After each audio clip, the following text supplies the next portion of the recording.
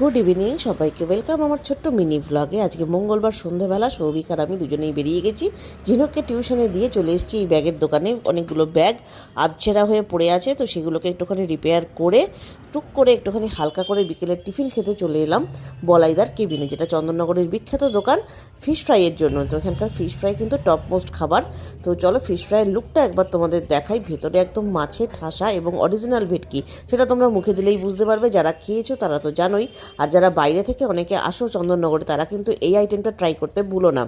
তো এখানে বসেই সৌভিক আর আমি ডিসাইড করলাম যে আজকে রাতে আর কোনো চাপ নেব না, তাই ওখান থেকে সোজা চলে এলাম বাগবাজারের লক্ষ্মী ফাস্ট ফুড সেন্টারে। এই লক্ষ্মী ফাস্ট ফুডও কিন্তু অনেক পুরনো দোকান এবং এখানকার চাউমিনও খুব বিখ্যাত। তো এই স্ট্রিট চাউমিন দেখেই ভীষণভাবে জিভে জল চলে আসে। তো এখান থেকে চাউমিন নিয়ে বাড়ির পথে দাঁড়িয়ে পড়লাম ঝিনুককে নেওয়ার জন্য টিউশন সেন্টার থেকে।